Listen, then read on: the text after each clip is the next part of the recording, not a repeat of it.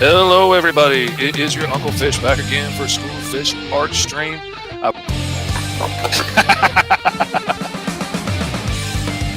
J-Man wants a Gatling gun on the end of his tail. Oh my goodness. J-Man says the tail's where you put all the heavy artillery. Yeah. He said he used to have a howitzer on the end of his tail.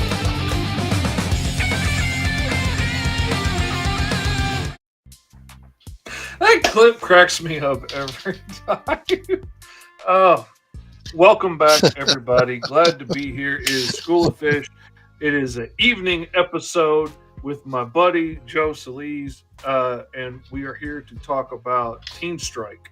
Correct? I keep wanting to mix up the last part, and of also that. the mighty, the mighty Caw, and the mighty Caw, which still has like 70 hours. I think I just checked. That is a pretty awesome getup you got there, man. That Skeletor shield is rocking. I haven't seen that before. I dig that. This is my way to support Caw because it's the closest Caw-like thing I had. The closest Caw cosplay you got going on there. Let's see. Let me see if I can get this screen shared right quick. Little bit, but I think it'll be okay. All right, let's see. Let's see what is going on with the campaigns right now. We've got the Mighty Caw. We have passed the goal. We've got 69 hours left to go. We've got 68 backers. New variant covers have been released. The this isn't as updated as it should be. I may need to do another update if the last one didn't take. Because we also released, the new update I put on there didn't take. Oh man. We got a new variant cover release, crossover variant covers done between me and the creator of Colonel Jefferson, and he did a cover for the Mighty Caw that was really awesome that I really liked, and it's not showing up on the thing there, so I've got to go back and redo that after the show. But anyway, there's all kinds of cool stuff. There's a crossover mini comic if you back both of those campaigns. His story is really funny. I really enjoy it. It's Dork, the Cro-Magnon accountant. Oh man, it's cool stuff. Anyway, lots of neat swag and stuff on there. T-shirts, all kinds of cool stuff that can be gotten. Or wait a minute, no, that's an update. Okay, that's what. There it is. Now we've got the variant covers on there. All right, I was on the wrong part of the screen. Anyway, so that is up and active right now, and let's go check out where Team Strike is at. Y'all had a really good first day, didn't you? You can got Project We Love, which is there you go, which is awesome. You've nearly at 3 times your goal, which is awesome. Yeah, it was pretty amazing. Looking first beautiful. Day. So 51 backers, which is awesome. Oh, that's a nice gift there. I like that. Yeah, we actually filmed that at a con. Oh, that's cool. Got Project We Love, man. I'm proud of you for that one. Yeah, that was pretty nice. But yeah, I mean, it's pretty strong out of the gate and pretty happy. I mean, for me, this is the second Kickstarter that I've helped run.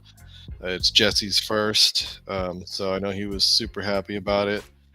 And I mean, there's so much time left. We've got a lot more to do. We've tried to.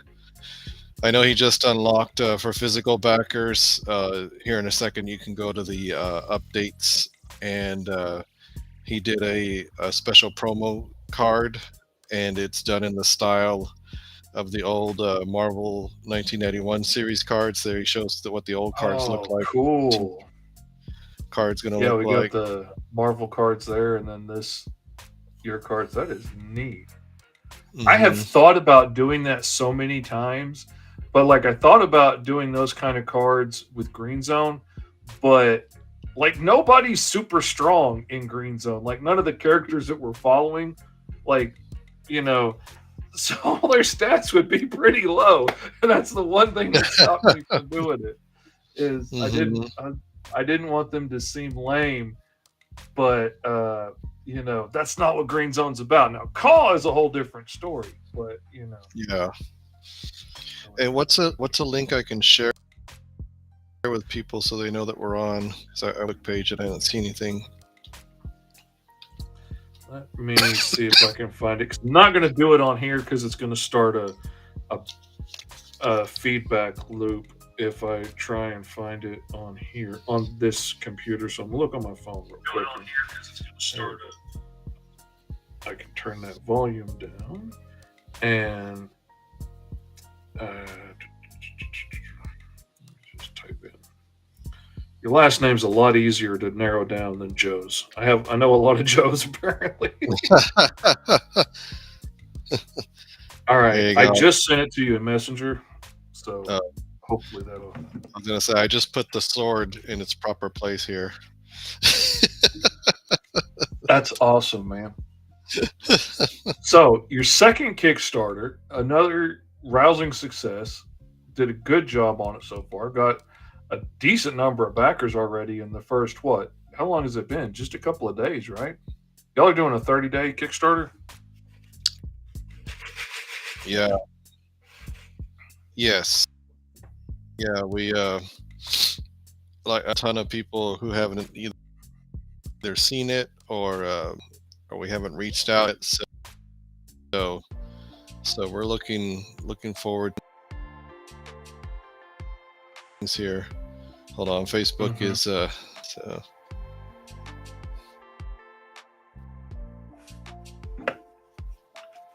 In fact, sometimes I wonder if having Facebook open. Oh man, it's tough. Sometimes trying to get the computers to do everything all at once.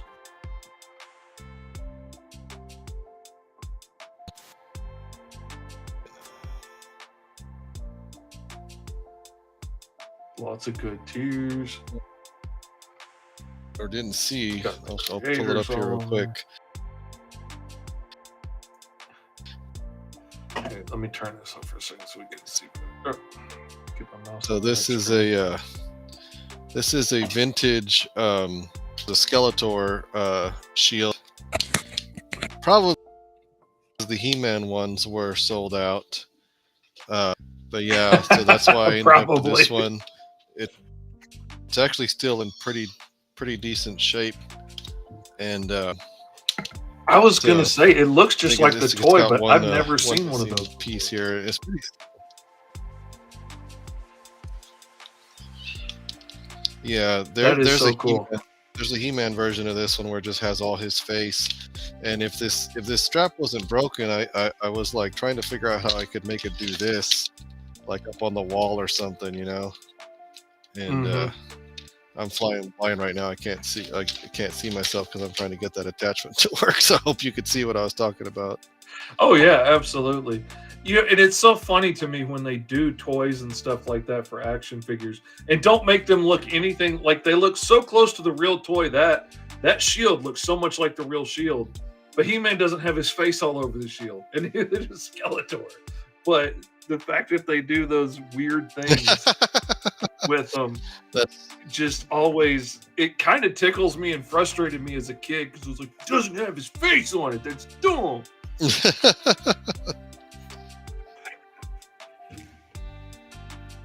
Oh man. Are you able to hear me, Fish? Yeah, I can hear you. Okay. I think there's a little hair of a delay, but I can hear you fine.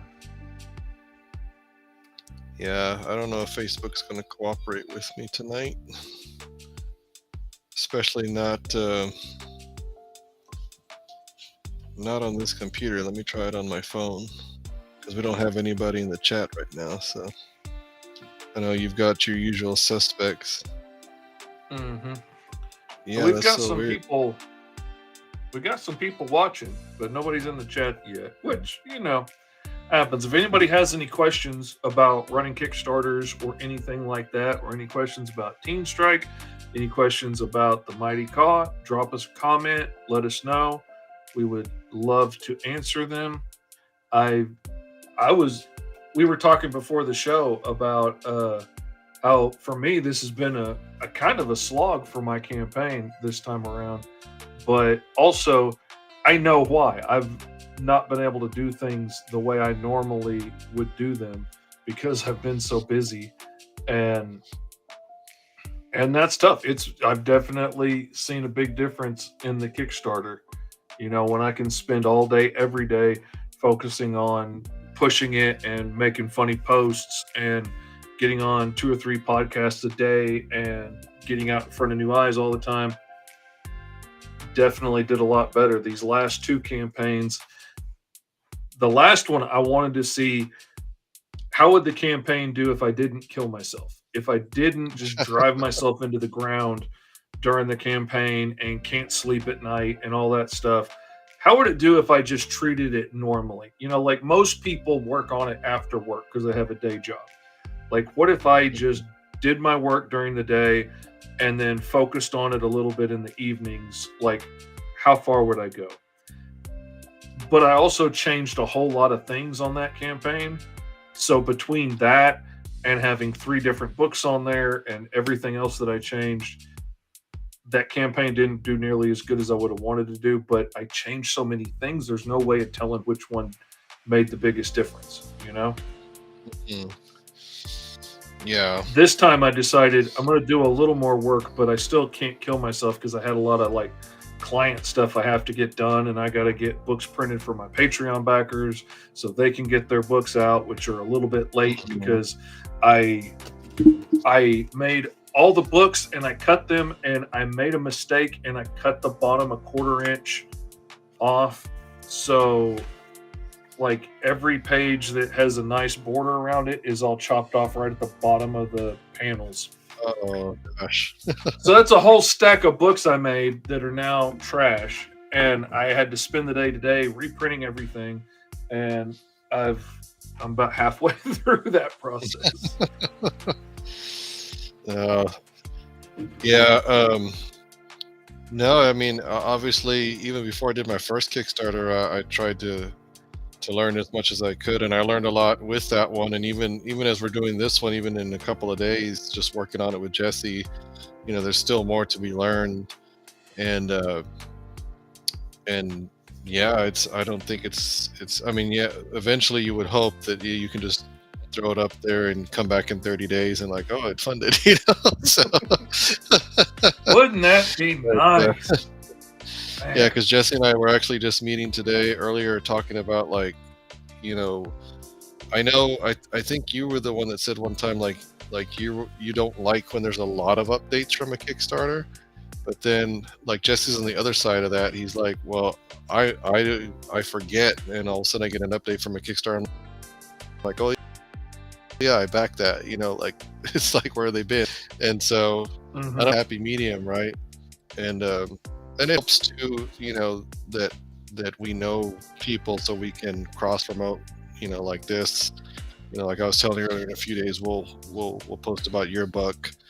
Oh yeah. Because then you actually have something to update, because yesterday with the stretch goals, like he had an idea of what we're gonna do, but it just went past so fast of what he was thinking. And it's like, okay, well, I guess we'll just move the goalposts a little bit, you know. But that's a pleasant problem, right? So yeah. And like I said, I know there's still people out there that we need to reach out to. Like right before I jumped on your show, one of the friends that I knew was going to back it, he just saw the post from yesterday because he liked it, and then I checked the campaign, and sure enough, he backed it. And I was like, yeah, see, and it's funny that you say that like you feel like a lot's not been going for this one for you, because I've been seeing all your videos, especially with the Go Mr. Fish glasses and everything. I mean, I told you last time. I'm glad somebody saw them, because those videos got nerfed so hard, and I don't know what it was. I don't know. There was a couple of places I slipped up and said Kickstarter, which is a no on TikTok. And, oh, really? Oh, yeah. That'll used to be when I would do videos. If I mentioned the word Kickstarter, it would strip all the audio from my video altogether. and I would either Mhm. have to re-record the whole thing or re-record the voiceover or whatever I was doing. But if Kickstarter came up, it cut the audio, and um, it was so frustrating. And I would be like trying to film a time lapse video and do a voiceover for it, and by the time I finally posted it, like one of my buddies, who we're only friends online, like we've never met in person, but he'd be like, "Man, are you okay? I just wanted to check on you after that video because you don't sound like you're doing that good." And I was like, "Man, I had to record the voiceover 15 times, and I tried to upload it 15 times, and it took the audio out 15 times, and I had to re-record the Mhm. entire voiceover." So by the end of it, I was just like, "Yeah, here's the time lapse on." And I was not my effervescent self I was in the first 3 takes, but Mhm. so I don't know if I said Kickstarter too much, or more likely, I think it was probably the .com on the Go Mr. Fish that I said repeatedly. But like Mm. most of those videos with the shades and everything got like 80 to 90 views, and that was it. And then they stopped it. And Hmm. like I get 300 views on just, anything. So that was very disappointing. And my Facebook posts are going the same way lately. Like I'll get just a handful of views and like 3 likes, and one of those is my wife. Like it's just it it's Yeah. almost doesn't feel like it's worth the trouble on Facebook anymore. Yeah, yeah. Facebook's rough unless you have the people on there that already know you. Like I've tried to do well of making at least connections with as many indie people that I see out there as possible. Um, And that's one thing I can really commend you on. You have been working really hard on being a positive member of the community, and I've really noticed that, and it's impressed me that like every time somebody else makes a post about like, hey, post active Kickstarters or whatever, you're not just out there posting my Kickstarter, you're out there posting all kinds of people's Kickstarters and helping get the word out for all kinds of other creators. And that's a really awesome thing. That's being the kind of friend, the kind of guy in the community that you wish you had, the kind of friend you want to be. And I applaud you for that. Good man. well, thank you. Yeah, that was just one of those things that I was like, especially in that one that we both are in called crowdfund your comics or whatever. That Hmm. the admin has that one day where he's like that's what started that, because he had that one post on Mondays or whatever. He's like, post your Kickstarter or somebody else's Kickstarter. I'm like, here's a centralized place to put everybody's Kickstarter that I'm talking to, you know. Hmm. So um Yeah. And because I'm and it's sure. the little things like that that make a big difference. And it seems normal to me to try and be as helpful as we can be with each other. But then other people are like, "Man, I really appreciate how far you went, out of the norm to help me out." And I'm like, "Man, I just share your posts. Like, I want to see your book be successful. If I can get it out in front of a couple more eyes, I'm going to do that." It doesn't seem like it's that big a deal, but it is. It really is. Yeah. Yeah, and it's just one of those things, like you said, especially I think for me too is the realization of, like, I think you were the one telling me about that you have like a budget to cover Hmm. a certain amount of Kickstarters per month, and I'm like, yeah, I had to do it. It's like it feels like every month since I've had to cut it more and more. And our son's about to start school here soon, and it's like, oh my Man. god, unless your digital's like $5, like it hurts if it's more than that. And yes, I understand some books are longer and Oh they man, justify the price. I'm telling you, that's a big part of why I'm such a big digital backer is I can back so many people's campaign and get to read the books and get it at an affordable price, and I'm saving you money. Like when I back your book digitally, then you're just making profit. Like I mean, despite whatever you may have paid for the artist, like That's Hmm. pure profit on that sale for you. You just click an email and send me a digital copy, as opposed to having to print up a copy for $2 or $3 or whatever and ship it for $5. And like it's a win-win to me. Like I was so impressed how many people backed my last campaign at the purely digital level and just got digital add-ons and stuff. And it wasn't my highest grossing tier. I think it was like maybe the third, but that was a big chunk of the income on that for just digital content, which as a creator Hmm. was awesome because that was a lot less output for me financially to have to buy books for all those people to just, send them the digital copies. So I think it's a win-win for everybody if you can handle reading digital comics. Not everybody can do that. My old eyes like being able to zoom in and make the letters big when I need to, and being able Oh to yeah. zoom in on the backgrounds and check out the details and stuff. The zoom on a real comic only works so far, and Hmm. Oh, resolution's but not as good on my eyes as it is on the screen. speaking of ordering, I did use Kablam for the first time the other day. Oh Um, yeah. because Comics Wellspring, they moved facilities and they are Mhm. super behind. And Yep. I know Jesse was a little frustrated with them because of that. And I'm like, yeah, I know it sucks that it happened like right now when you're about to launch your first Kickstarter. And he's actually Hmm. prepping for a con that he's going to go to up in Oklahoma, Galaxy Con, the weekend of Memorial Day Oh, weekend. cool. So those so I sent him a batch of Malia Mayhem number zeros, and so we jumped on the camera and he just flipped through because I was like, just make sure the pages are right because I had another friend who used Kablam and for whatever reason one of the pages was flip flopped, but it was in all of them. So I'm like, Oh, okay, if you just check a couple of them, that should be okay because it like with his, yeah. as I soon as he mean, saw that, like all of them, oh yeah. That's But, that. I mean, like, well, you got to number those pages right. That's why I've started sending PDFs. Like the PDFs are a big file, but at least then I know everything's in order because, like, mhm. I was going through and I normally would label all my files and stuff with the right page number and then export it. And I would just I would do individual pages for everything. And I would go ahead and number them the way Kablam wants it so that everything would come out right. But then when you like add in a puzzle or a letters page in the middle or something, and now all those numbers aren't exactly like they were on the files anymore, and I have to rename them all so that everything comes, that got real confusing. And now I just do it all in one big thing and send them the big file, and it's been working out pretty good. But it can happen. I mean, mistakes can definitely come up, and which I've seen mistakes from all the printers.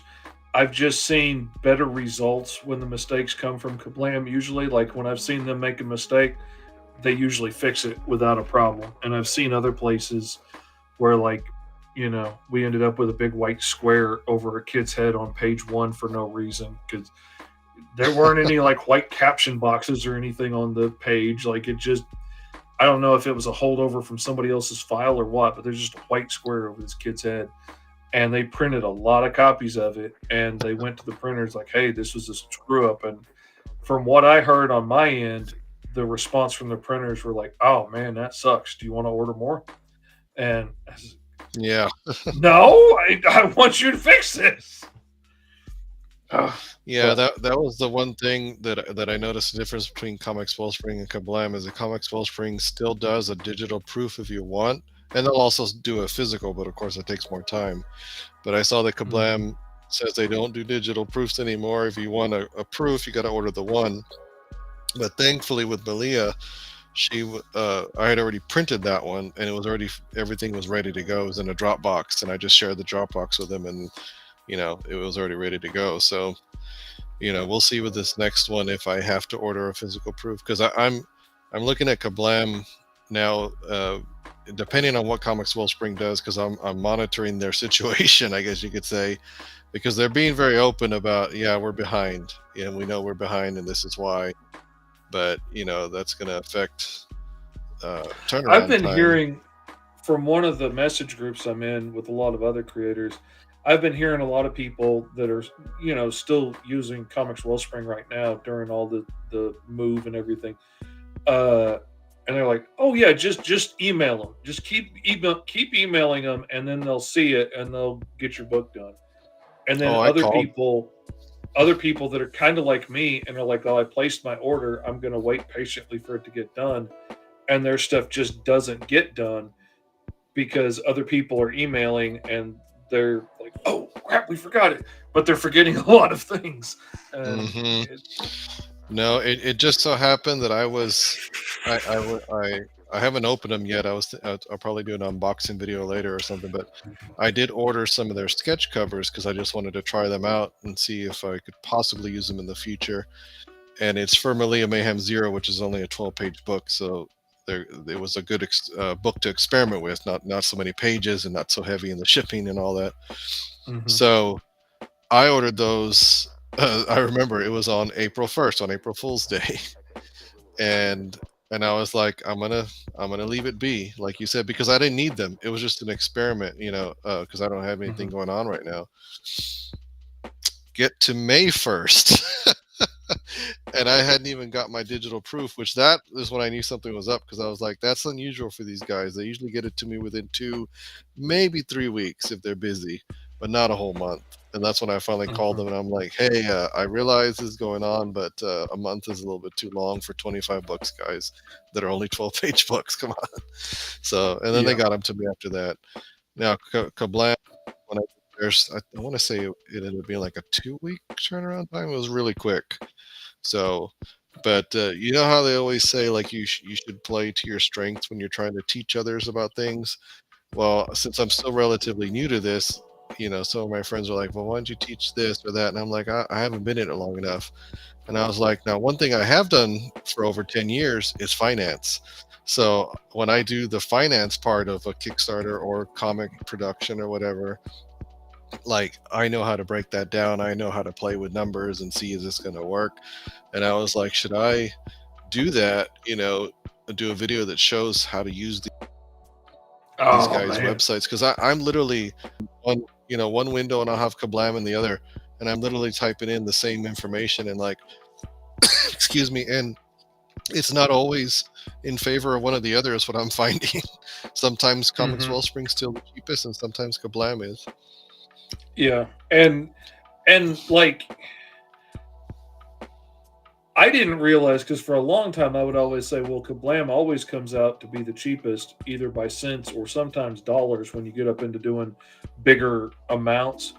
But I was always getting Hmm. the ad on the back of the book, and a whole lot of creators don't do that because they don't want Hmm. to waste any space that could be advertising their stuff. And I understand that Yeah. mentality completely. And like, yeah, once you take that ad off the back, it definitely changes the price. And which is a nice way to save money with Kablam. But if you really want the back of the book to be pitching like your next book or whatever, then you know you pay for that because they're basically buying ad space in your book with that discount. Hmm. Um, and I didn't think about that difference because I used it all the time, but now I'm starting to move over to doing my own stuff because like that's just one more place I could stick an ad and a QR code and something to lead people back to buy another issue.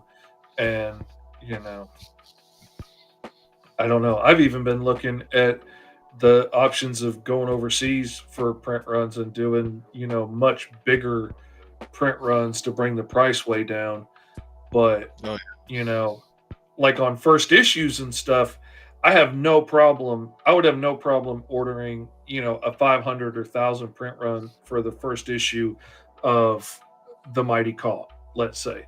yeah. Hmm. Issue 4, I don't know if I'm going to get through 1,000 copies of that in the next couple of years. Like that's going to end up with a lot of copies laying around.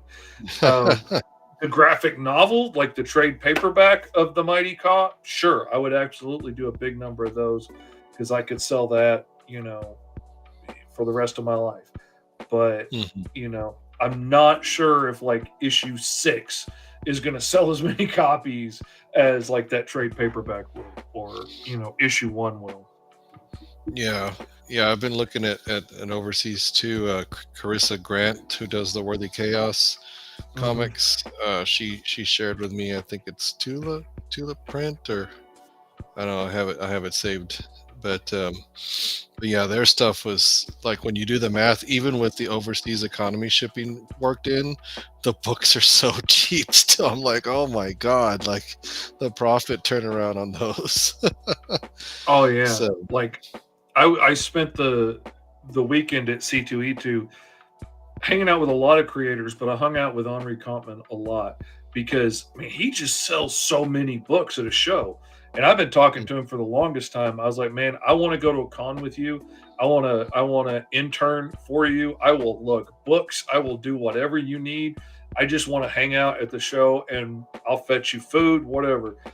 I just want to watch you sell and figure out like what you're doing and what works for you because he started out like selling 900,000 copies at a show, then 1,500, then 1,700, and now he's like had to start measuring it in pounds of books because he sells so much at so many of these shows, and he almost always sells out. And I was hmm, like, I want to do that. And part of what I learned about watching him was, he's taken a completely uh, different thought process to the cost of the books than I do.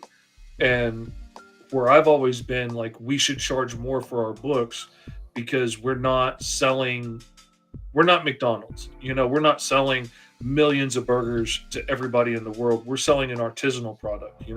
We're selling free range, grass fed Kobe beef steaks, not cheeseburgers. And so, that costs different to buy this artisanal, one of a kind, handmade thing than, buying a cheeseburger at McDonald's does. But so I like doubled the price on my books and I sell sometimes I make about like 70% as many sales, but I make way more profit on less money out on the cost of books. And, some of those people that were maybes might pass by, but the people that are going to buy indie comics that are really interested in indie comics are really not going to have a problem paying that for it. I don't have a problem paying it, and I'm a cheapskate. uh, but he went the other way, and he prints his books in bulk so that he can bring that cost way down and puts like a $3 cover price on it, and then and the cost he's getting them for gives him room to be able to knock $1 off if you buy like all 10 issues or whatever and give it to you for a deal. And it's kind of like that Ginsu knife thing. It's such a good deal. How could you pass it up? yeah, You get 10 books for $20. Like, who's going to pass on that? It's too good a deal to pass up. And, or get 4 books for $10 or whatever. And he's getting a whole lot of those okay sales that I'm not going to get at my price point. A whole lot of those like, okay, I'll get it for the kid. What's you know what's $10 for 4 books as opposed to $10 for 1 book. And yeah, people snap that up left and right. And then when you yeah, count the number of sales that he makes at that price point, he's making pretty good profit.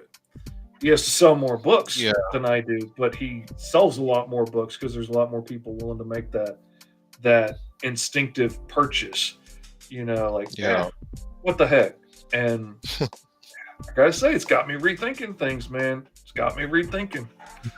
You got to buy in yeah. bulk, but man, Yeah, I was gonna say, if you pull up Teen Strike, we can kind of talk about that, about the pricing strategy here, because I know absolutely. that was one thing we were kind of going back and forth about. Because the thing is, that's why the title up there says Teen Strike number 1 and 2, because it's essentially issues 1 and 2 put together into one big 60-page book. And Hmm. even Jesse, said, I forgot whose podcast we were on. He was like, "Yeah, I'll admit it." He's like, "I felt like issue 1 had a lot of exposition," and he was like, "Issue 2 has all the action, so let's go ahead and combine the two." And it worked out really well because yeah, it kind of acts as a longer movie. There's a lot of setup in that first half of the book, and then by the time you get to the second half is where all the action has. And by that point, you know the characters so well that the action matters more because there's actually stakes and whatnot. Mm-hmm. But yeah, with the books, we actually did kind of a test run at one of the cons that we had out here. We just did like a small 25 print run, and I believe we had that one at 14. Yeah, we had it at 14 because I remember that was the structure we were going to do here. Obviously, you always do digital, the cheapest, and then the digital deluxe just gives you all those extra covers. Now, the early bird's about to end tonight, so it'll end at midnight our time in Central Time. But that was just he got that idea, that image of them on top of the high school, and obviously that image works better sideways. So he was like, let's just do a special sideways cover, and then we'll make the early bird special. And if people want cover A and that, they can do it with the add-ons, up until tonight. After that, you still can get the early bird, but only as part of that set that's towards the bottom.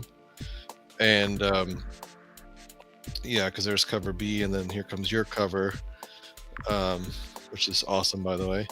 And and so that $49 is kind of like what you were saying, like that's, if you do the math, that's such a huge discount we're giving there because we're like, yeah, we'd rather just everybody have those covers, or like when we do the order, be able to order each of those. And so yeah, it's just a matter of well, and that's really nice because usually you've got something really exclusive that you can only get in the all covers tier. It's a really nice idea and a really smart idea that you can get that exclusive one if you jump in early. If it, have it as an early bird thing that you could get if you just wanted that one exclusive one. But if you miss the early bird, it's still available. It's in the all covers tier, which usually is going to be one of the biggest money makers, even if it has less backers in it, but it usually brings in good money. Yeah, we've actually had a pretty interesting split so far between those 51 backers. There is a good chunk that actually did the all covers, but then there's a big gap between them and the ones who did the early bird. Like, there's actually not that many of cover A, which for most projects, it always feels like cover A is the go-to, right? And I don't think that we've had as many as the early bird, and I think it's like you said, it's because it's that exclusivity, because those people are like not gonna. And there was this one, maybe two, that they got the early bird and they attached like cover A or something else, which is the beauty of the add-on system, right? So I even had to go in there today, and I had to do. I don't know why I didn't think about this when we were building the Kickstarter, but a friend asked if we could actually make the $49 cover deal an add-on. So essentially, they're doubling up on these, And I was like, yeah, I'll do that, because the thing is, asking me the questions. A lot of people don't realize that Kickstarter, almost like an online store where you can just hit add. It doesn't really seem like you can do that on Kickstarter way.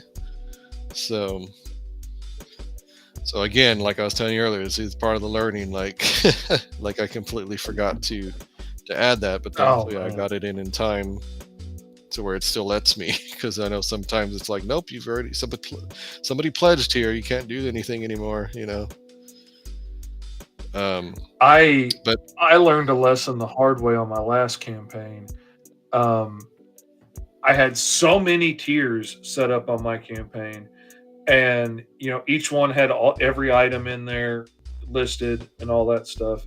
and then I had so many add-ons and so many copies of the same thing as add-ons and as separate tiers and all this stuff that, like, when I got the spreadsheet at the end of it, it was Mhm. this big convoluted mess, and it took me forever to weed through that thing and figure out exactly how many copies of what did I need to get. And some things got needlessly doubled, and it was Mhm. so confusing. So this time I really tried to streamline it down as much as I can and keep my tiers relatively simple and leave the add-ons as where you could get all the other stuff and get the back issues, but not necessarily have a back issues tier so that I didn't get all that doubling up for no reason. Yeah, that was the And other thing too, is like keeping it simple, right? Because it's really all it is the covers, with the exception of the stretch goals that will come. So, yeah, it because I, always bugs me when I'm trying to look through the different tiers and figure out which one do I want, and I'm having to like do complicated detective work in math to figure out which one of these is a better deal. I just want it mm, clear cut, easy. Like, this is what's in this tier. It's bigger than this tier, and it's that much more. And is it worth that to me or not? Not like, mhm. oh, there's so many tiers that have just one little thing different, and don't want to get the $16 tier or the $15 tier or the $18 tier or the $19 tier.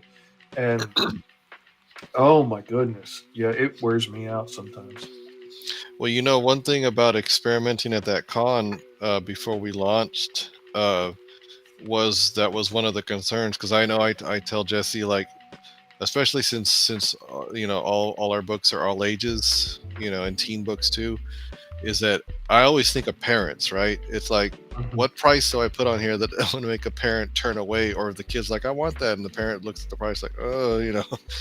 And Yeah. honestly, out of, I think, the original 25 batch at that con, we sold about half of them, and it was a pretty slow con, so that we thought we really called that a win. And only one parent out of 2 days of the con did the kid say that he wanted it, and the dad looked at the price and was like, no, pick something else.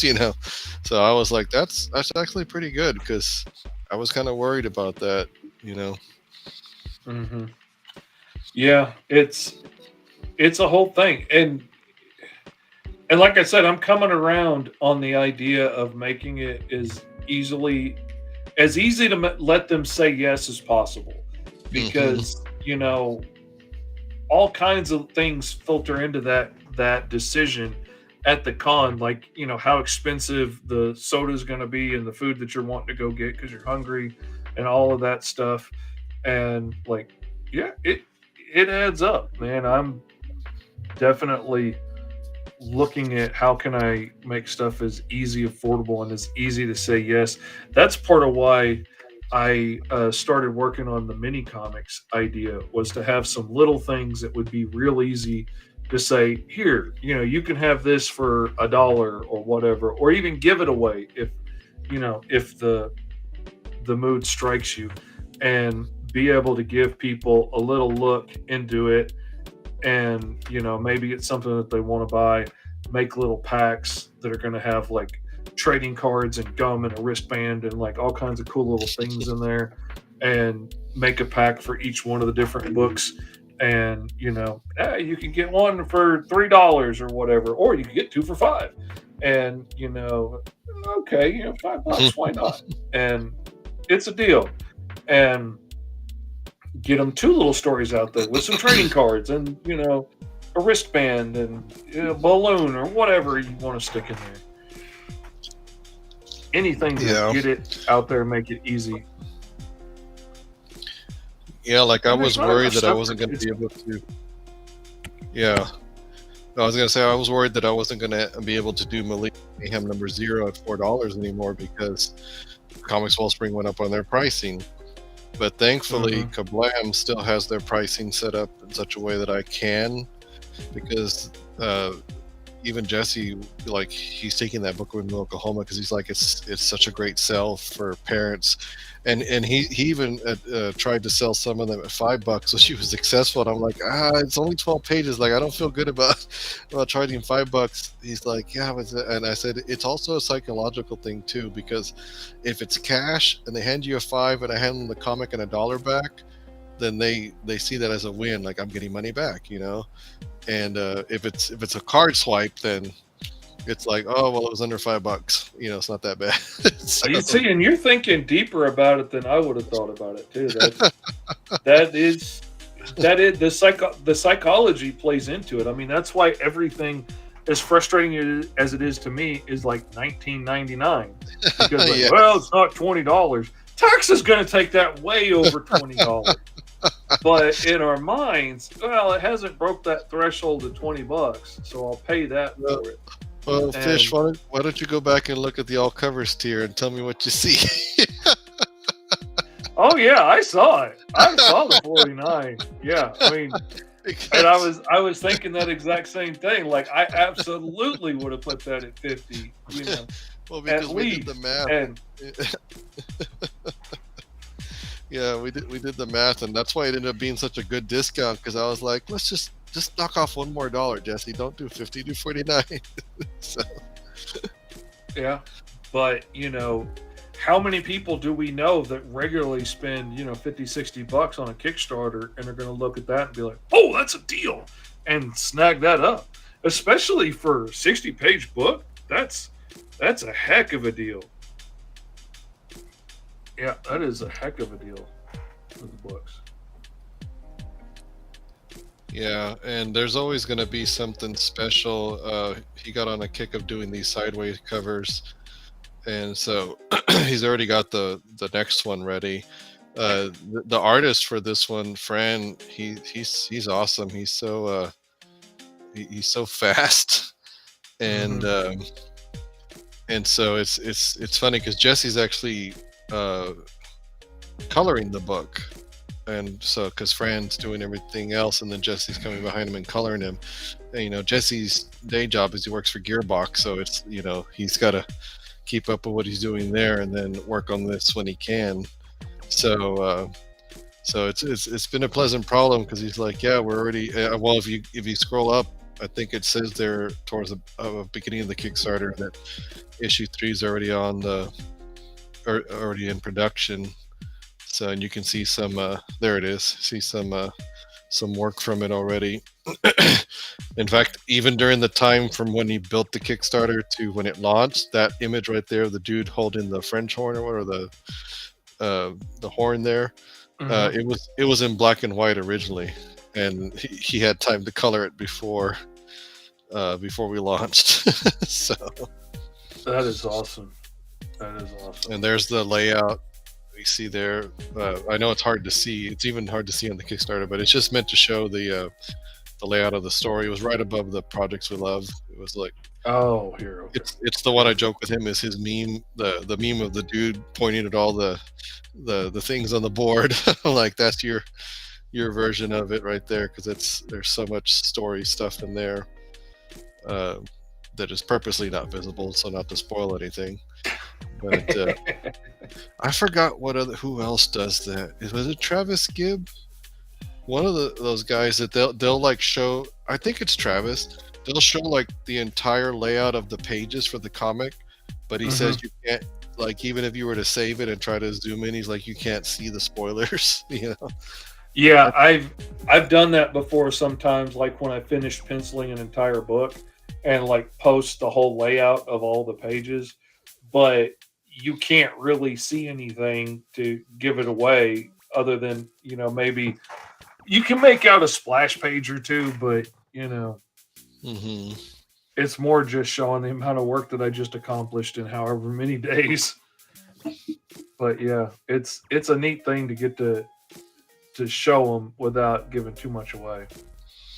You know, it's my understanding that whole projects we love thing is literally just if the Kickstarter employee picks your project. I think that's how it's been explained to me.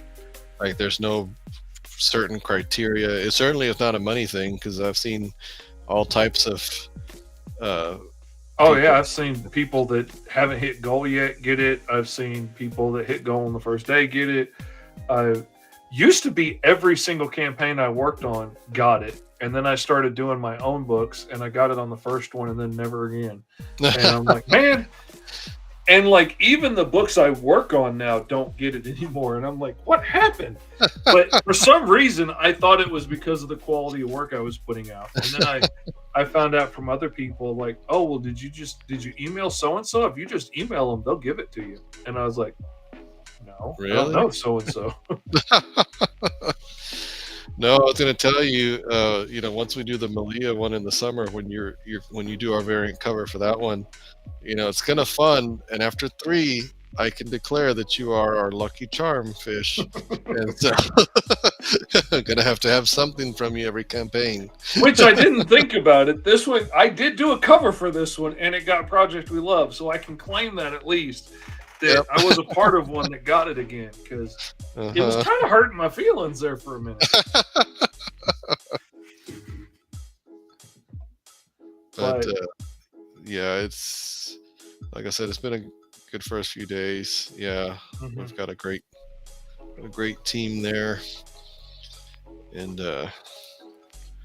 yeah, I can't wait to some of these as actual covers. It's so funny because like we were talking about earlier about the digital. I mean, it's just that's the only way I was able to get your entire library. Like I was like, I want all of Fish's books, but I also want to eat. So I can't. Yeah, I don't blame you one bit. Yeah, I mean, God love the guys that can afford to buy a physical copy of everything and then come back and buy multiple copies of sketch covers and stuff. I love you guys. If you're listening, Dragon Hunt from TikTok, I love you for life. You're my dude. Ezekiel, awesome dude. Like, I mean, Brad Orney's, like, there are dudes out there that will just come through and, be amazing supporters in the community. Like, I've seen guys come to shows, come to cons and be like, yeah, I want one of everything. And be like, you've already bought all this. He's like, did I stutter? No, I want one of everything. Even though he's already got signed copies of everything. Like, yes, sir. Yeah. I'll hook you up. I guarantee you. I'll do it with a smile. See, if I was your booth buddy, I'd be elbowing you. Like, just do it, Fish. Just stop questioning. It's just I'm a nice guy. I don't want to feel like I'm taking advantage of somebody, but if I had it, I would absolutely be throwing it around too with all my friends. Like I always spend way too much at cons. Used to, I would buy every independent book I found at a con. Just unless it was like the one guy who would refuse to look up at it from his phone and wouldn't answer my questions. I'm like, hey, can you tell me about your book? And he's just scrolling his phone and ignoring me. Then I'm not gonna put the money in your hand and take the book from you. If you're not gonna sell it to me, I'll go to somebody else. But otherwise, I'll buy anything from anybody that they're selling, independent at a show. But now I've started going to a whole different caliber of shows, and there are so many more independent creators there that there's just no way. There's no way I can buy 100 books at a show because there's 100 different, small press indie guys there. When I would go into shows where there were 10, yeah, I could make it work, but not when there's 60 or 80 or 100 guys there. But it is awesome going to shows that have all those people in it.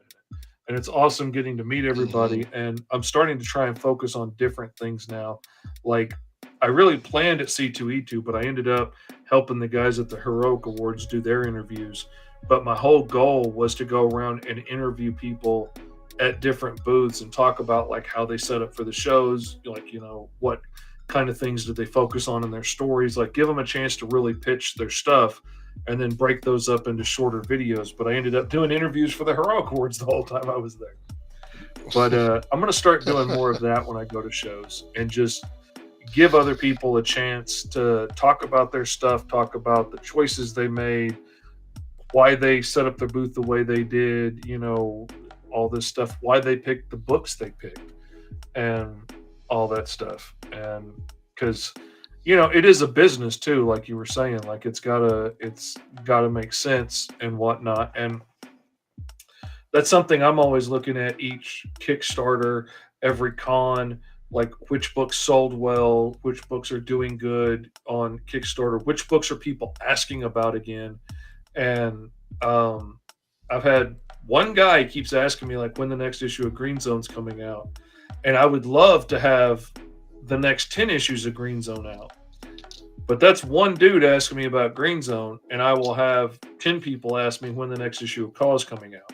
And I'm like, well, if they're asking about Caw, I'm going to do the next issue of Caw because I know there's people waiting to get that. And,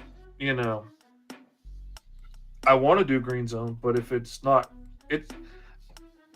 it's a really good book, but it is not as easy a sell as I was expecting it to be. And part of that is just because they're police officers, everybody has their own preconceived notion one way or the other of what the book must be about. And it's not really about either of those sides of the thing. It's about how much this sucks for these characters and they can't win either direction. And that that the job's hard to start with, but this job for them is impossible. And like that's what it's about. It's not about whether you back the blue or you want to defund the police. It's not about either one of those things. But everybody has such polarized opinions about it that has made that book a very hard sell at a lot of cons. I see as soon as I say, they're trying to earn their citizenship back, in their first shift on the police force, people cock their head a little bit. And I'm like, this is going to be a tough one.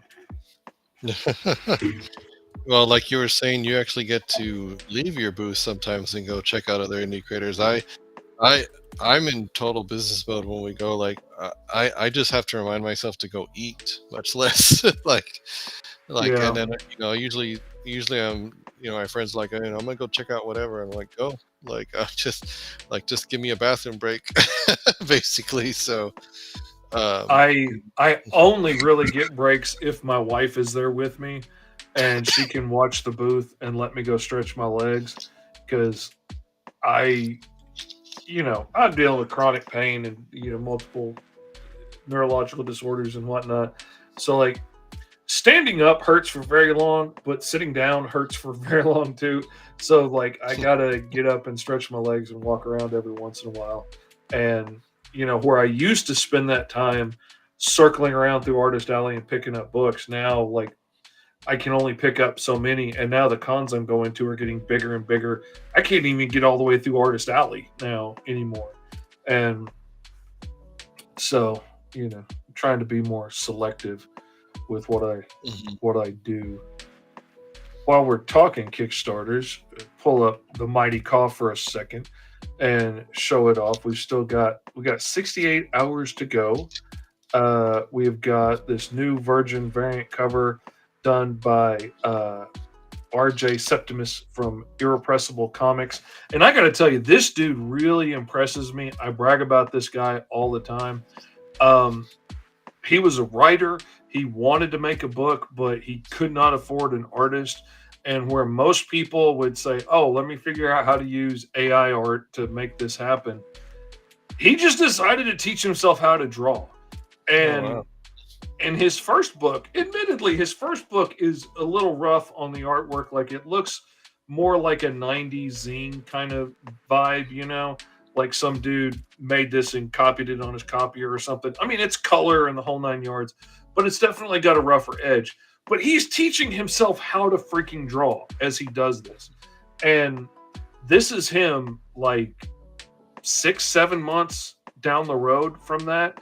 And this cover is really cool. I'm really proud of it. And he's really proud of it. I'm really proud of it. I can't quit bragging on him enough. This is a variant cover I did for his book that you can get over there now that unlocked when we both hit our goal. And he did the other short story in the crossover mini comic that we're doing. I'm really impressed with how hard he's worked at this. And he's really just gone to show that it's not a magical skill that, you have to be born with. Like, he's learning, he's picking it up. And, in another couple of years, he's going to be good enough. Anybody would be hiring him for anything at the rate he's going. I'm really impressed with him. Oh, I was going to tell you, the person who does your, I don't want to say her name incorrectly.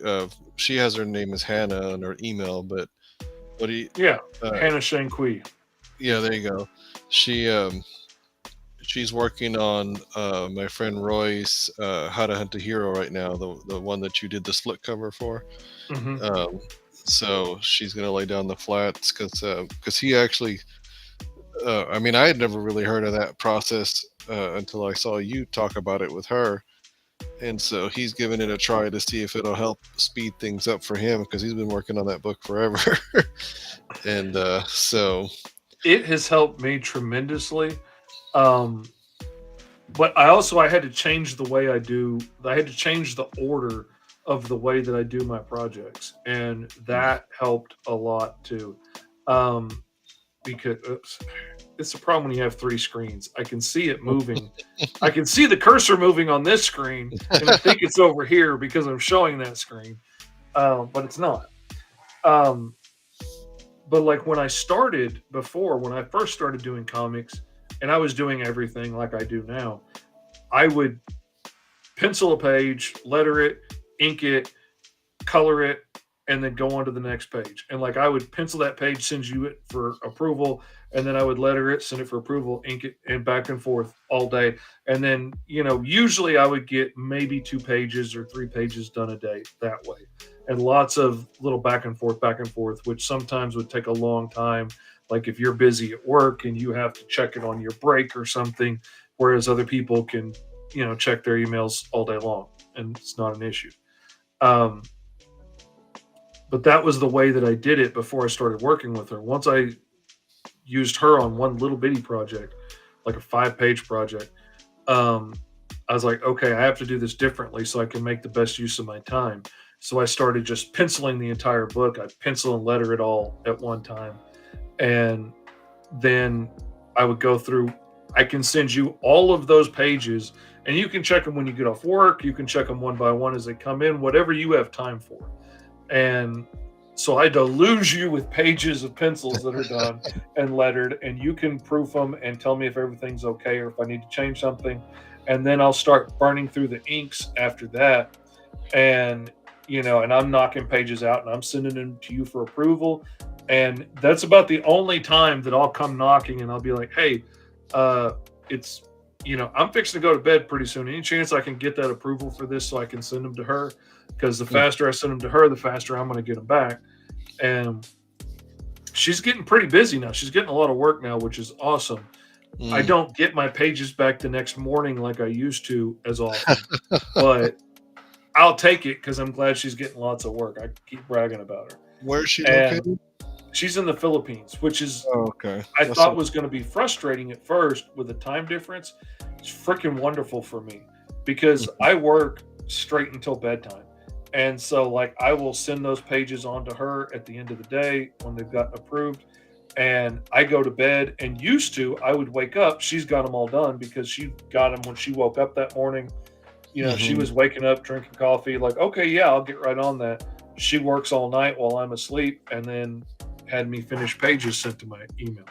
Now she's doing a whole lot more books. And so, I might have to wait a day or 2 tops, but still does great work. And it sped me up so much because I'm not going step by step, and because I'm not having to draw that selection line out every time over and over. The repetitiveness of selecting an area, I did not realize how much time that wastes.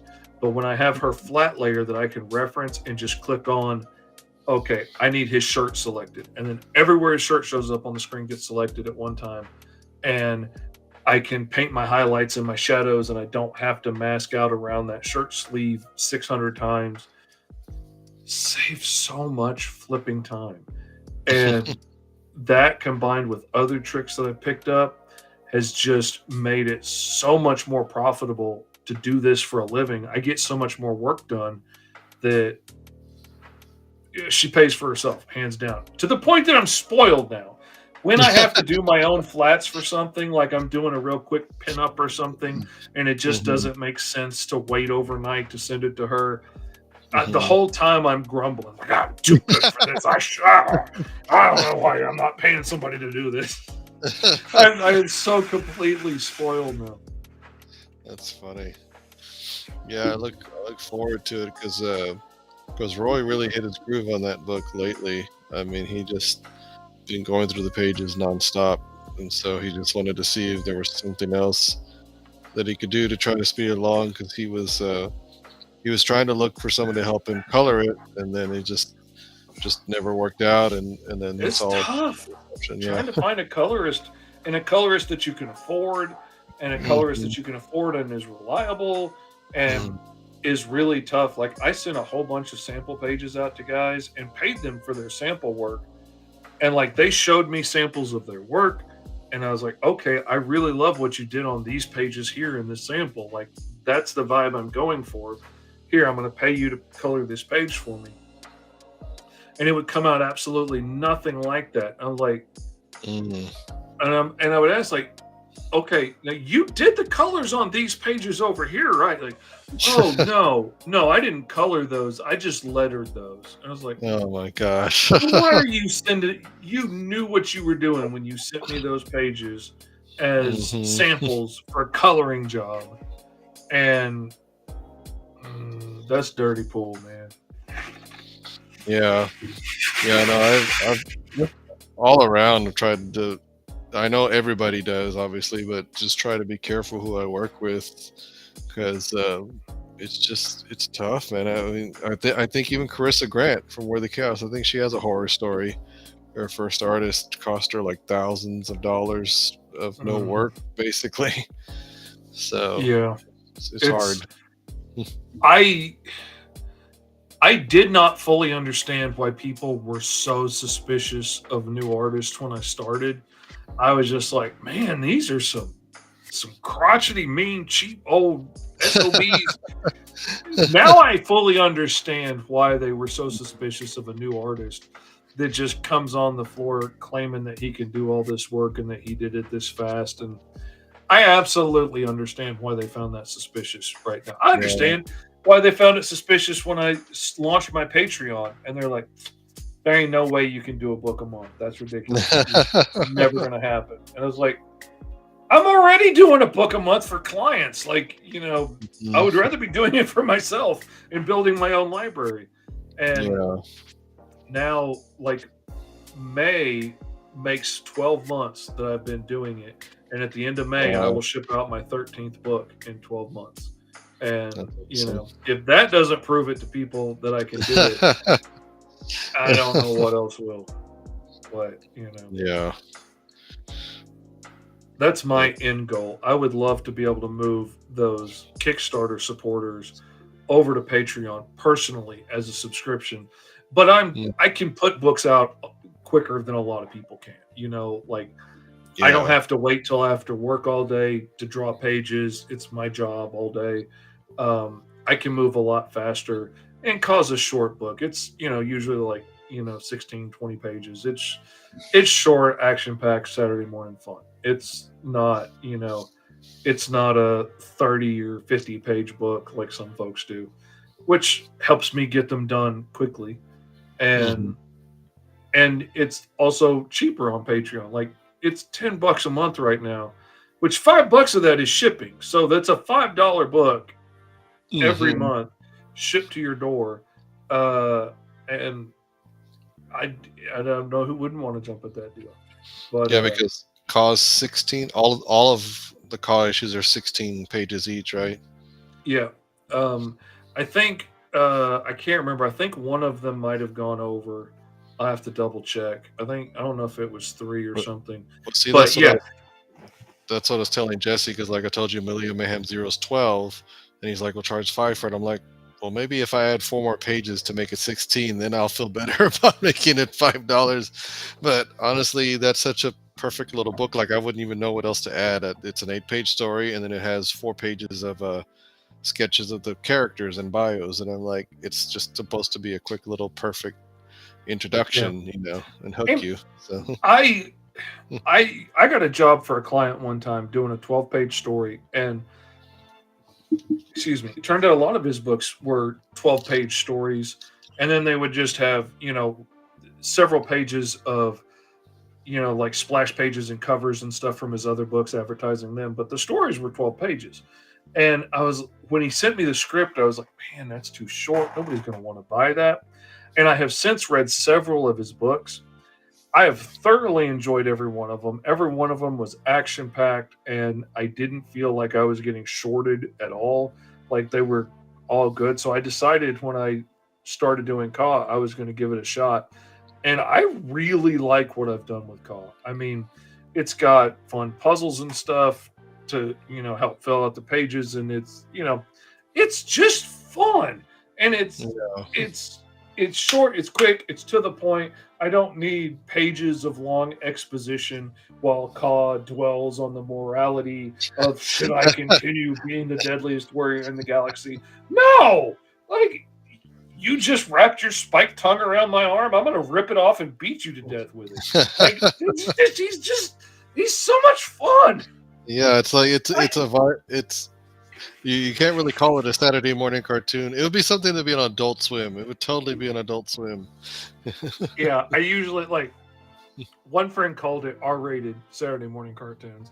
I tend to call it now like a hyper-violent love letter to Saturday morning cartoons.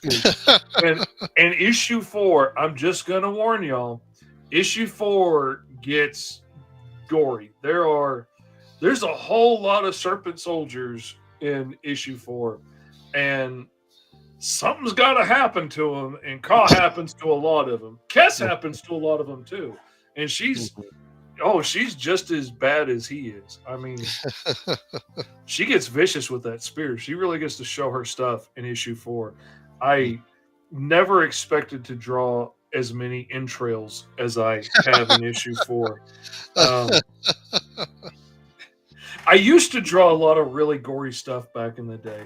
And then, I realized one day, I had an epiphany when I had done this incredibly beautiful, incredibly gory painting of this cyborg woman, and she was nude and all this stuff, and I was so proud of it. And I had all these great artistic reasons for why the nudity was necessary and all this stuff. And then I had to put my coat over it to sneak it past my mom and my grandma to go show it to my brother and sister at a family reunion. And then I had to throw my coat back over it to sneak it back past mom and grandma. And I realized as I was sneaking back past and hiding it in the back of my car, I was like, it doesn't matter how many good excuses I have for this. If I'm having to hide it from my family and I can't show half my family, I probably shouldn't be doing it. And so I decided from then on that I was only going to do stuff that I was willing to show all my kids. And, my kids grew up. Now I have grandkids. So I have to keep that in mind. But my grandkids watch horror movies with their parents. So I'm not worried about traumatizing them. So you probably don't want to show this to everybody's kids.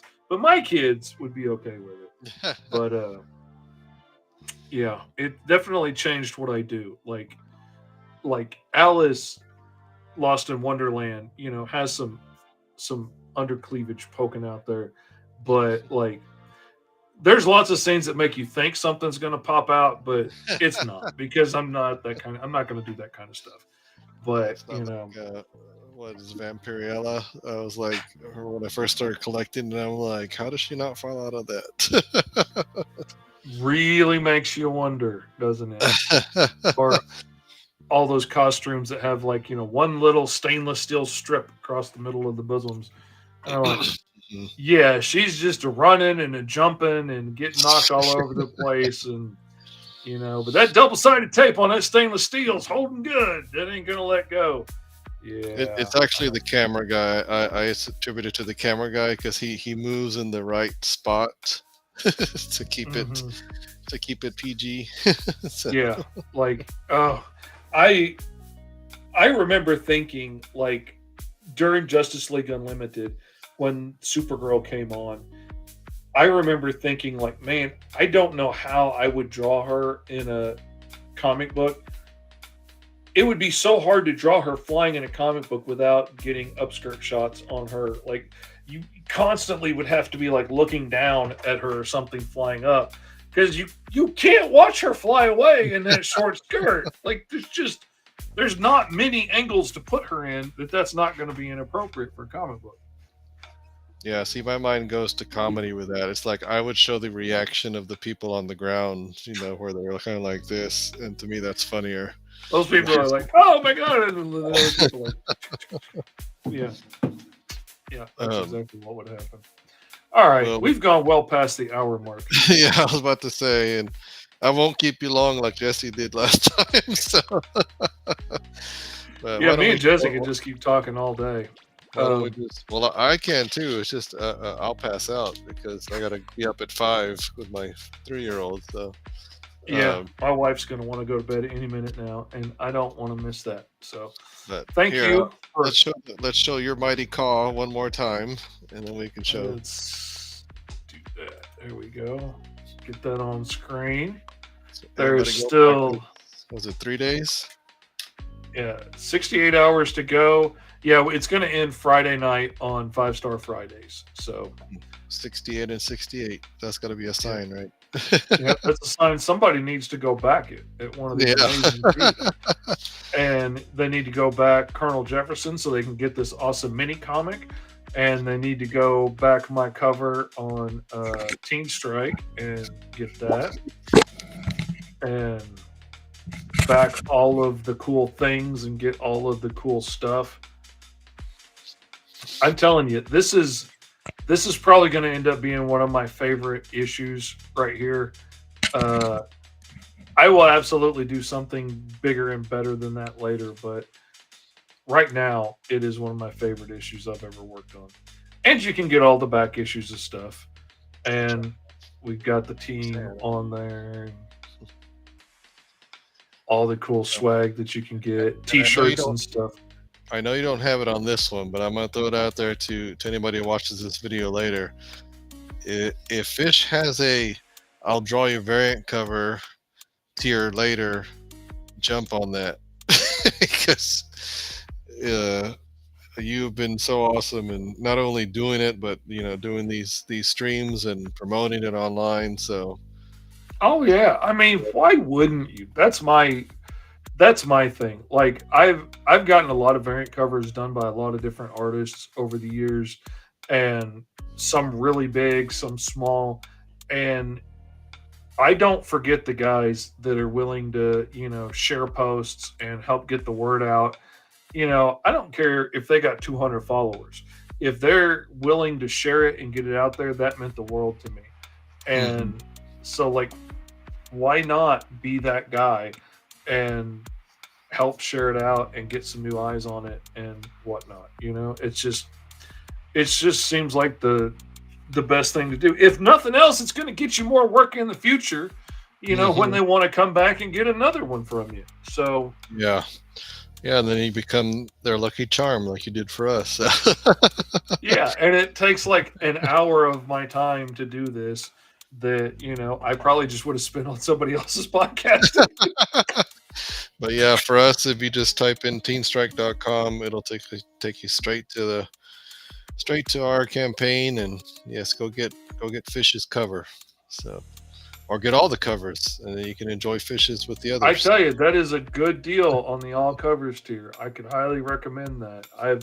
I have not seen a deal that good. It's under $50 to get all four covers, 60-page book. That is really impressive. You should absolutely get that. Or just get cover C, if you're strapped for that. Cover C, I say get them all. Yeah, let's start with cover C. Yeah. Get cover C and work your way out. Like, see where your budget allows after that. But, if you can get that 49 all covers tier, that is a good deal right there. I would absolutely snag that up. Anyway, man, thank you so much for coming on. Thank you for chatting about this. I can't wait to see how successful this one goes for y'all and see how much higher y'all can get it in the time you have left. And I can't wait to get to work on the next cover for you for your next book. And man, I'm excited to see how well you're doing on this, and I'm excited to see how much you're paying it forward already. That says a lot about who you are, and I really appreciate that. So thank you. Well, thank you, sir. Yeah, we appreciate you as well. So, all right, and that's teenstrike.com, right? So they can go teenstrike.com. check out. And gomrfish.com will take you right to the COG Kickstarter. And otherwise, we're going to say goodnight and get out of here. Thank y'all for hanging out, and we will see you next time.